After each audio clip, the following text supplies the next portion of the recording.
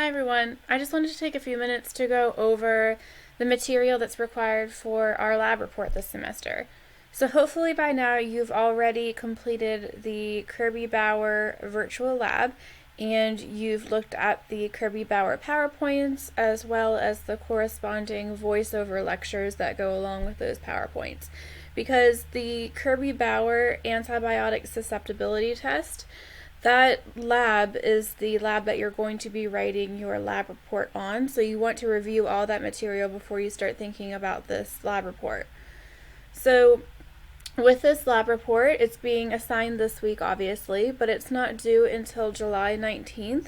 So you do have plenty of time to work on it, but you don't want to wait until the very last minute, as it is a pretty extensive project and it's definitely going to be something that you have to do more than a few days prior to the deadline. So sometime this week, you're also going to be getting an email from me through D2L. It'll be towards the beginning of the week. And that email will contain some really important information that you will need for your lab report, especially in your results and discussion section. I will be giving you a specific species of bacteria that you're going to be required to research, as well as some data that you're going to need for your results section. So be on the lookout for that email.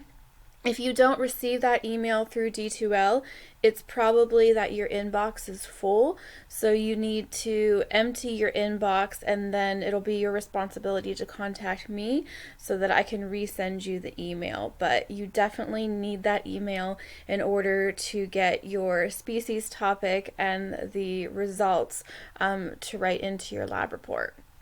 So with this lab report, it is an individual effort, so each student is going to be writing their own lab report on this Kirby Bauer antibiotic susceptibility test.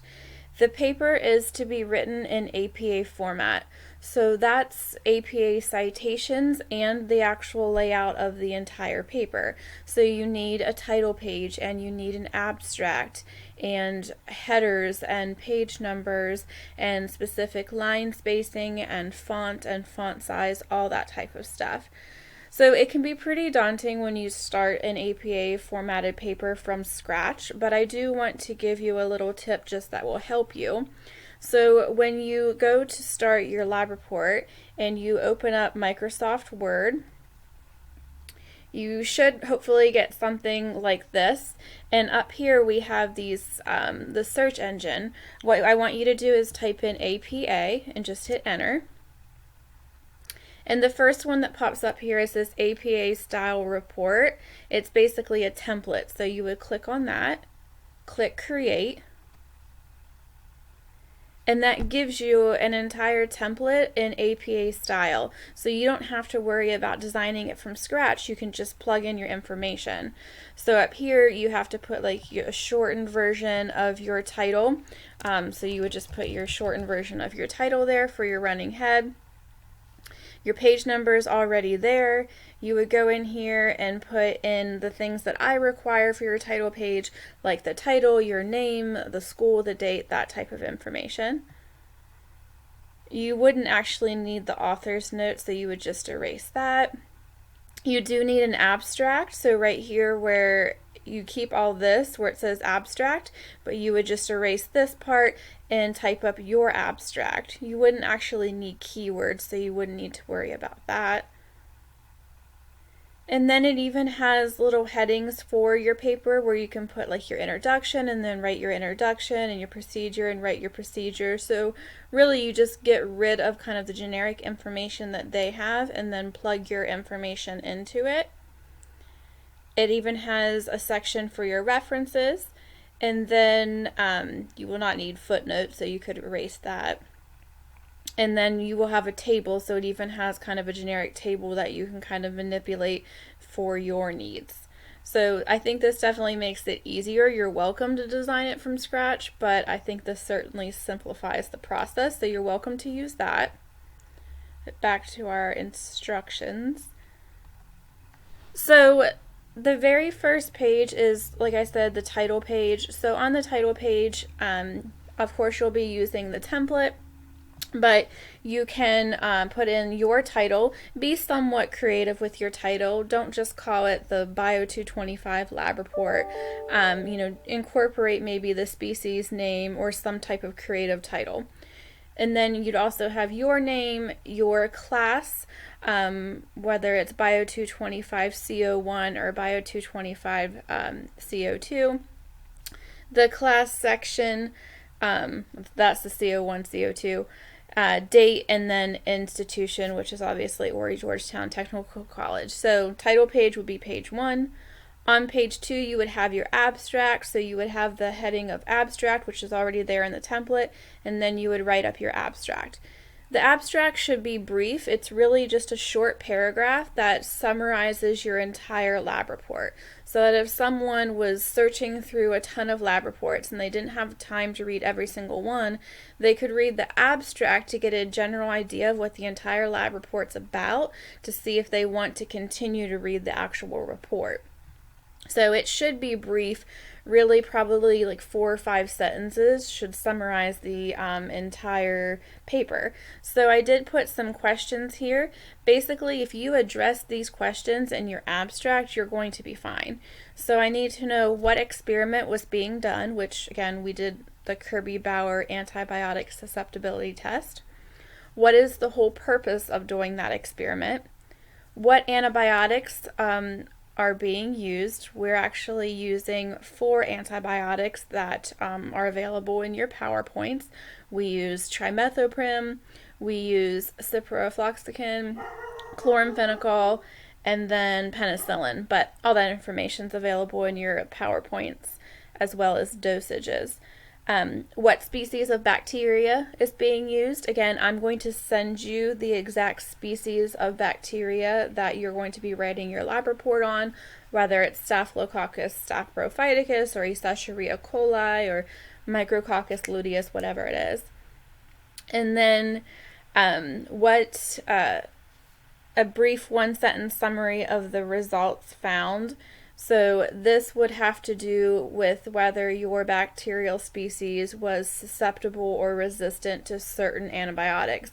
Maybe it was susceptible to all of them, resistant to all of them, susceptible to 2, resistant to 2. Again, that information, I'm going to be sending you the measurements for the zones of inhibition in that email, and then you'll have to use the chart to kind of interpret the results to see if those were susceptible or resistant.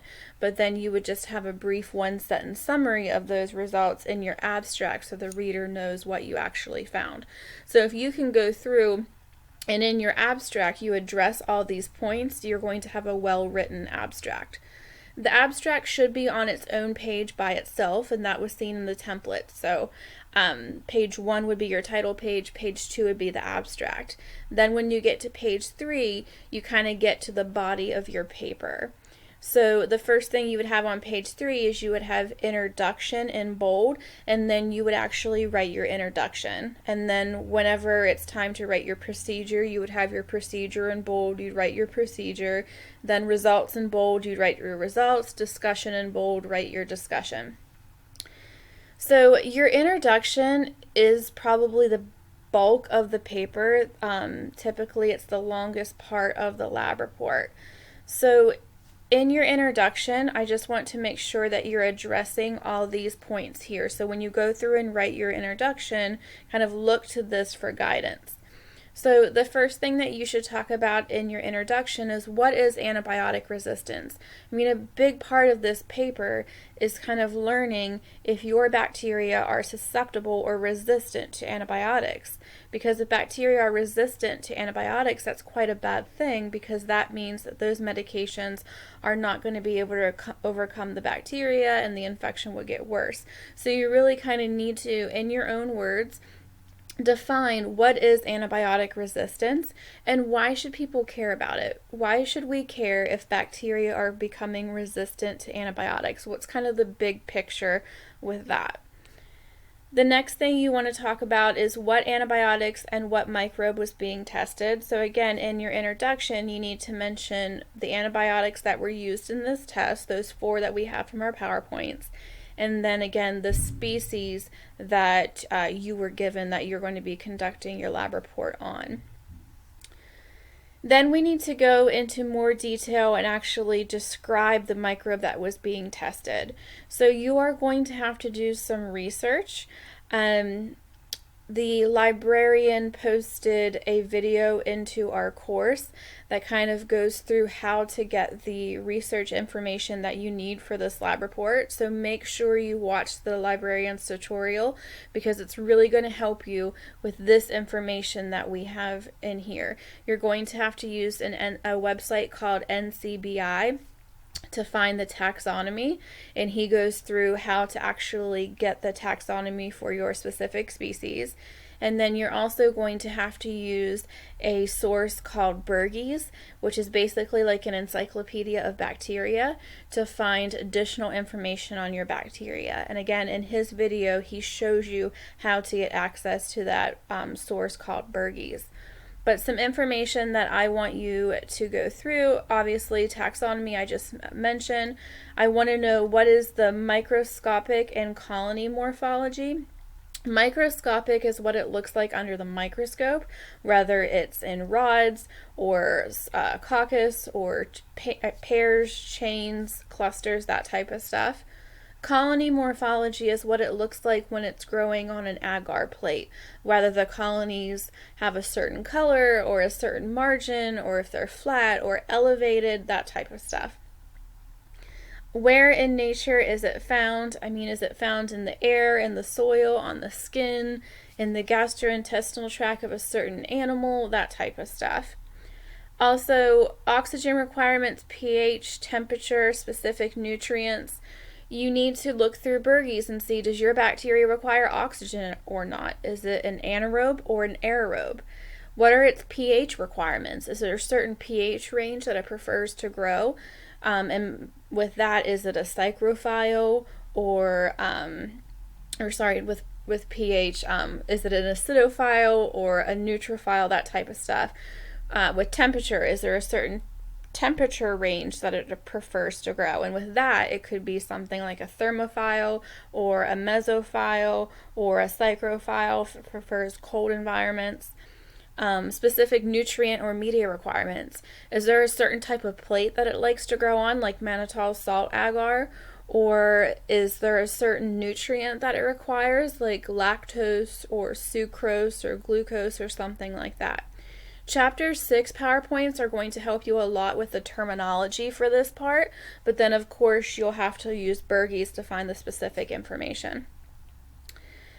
What biosafety level is the organism can we work with the organism under? I will tell you, because you may not find this in Bergies, most of the microorganisms that we work with in our lab, well, pretty much all of them, are biosafety level 1, because we are a BSL 1 lab. So to work with those bacteria, they have to be BSL 1 bacteria.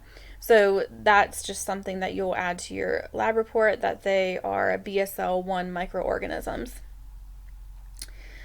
Physical characteristics of the bacteria. So you're going to have to go through and explain if your bacteria are gram-positive or gram-negative, if they can form endospores or not, if they have any possible appendages, like we talked about a bunch in Chapter 3, flagella, pili, fimbriae, a glycalyx like a slime layer or capsule, or maybe any additional appendage that's kind of unique to your bacterium. But Chapter 3 will help you with some of the terminology there. And then, is the organism able to cause any type of an infection? Can it cause like an eye infection or a respiratory infection or a blood infection, whatever it be? Then you need to actually talk about what kind of test was being performed. So you will need to mention that the Kirby-Bauer antibiotic susceptibility test was done, with a general description of how the test works. Do not go through the entire procedure here. That's what the procedure section's for. But in one sentence, if you had to describe how this test works, that's what you would add to this section. And the very last thing that you should have is your hypothesis. This is just an educated guess. What do you think is going to happen? Do you think your bacteria are going to be resistant to all the antibiotics, susceptible to all the antibiotics, or maybe it's going to be a split where it's susceptible to two, resistant to two? I put an example here, but you kind of do what you think would happen.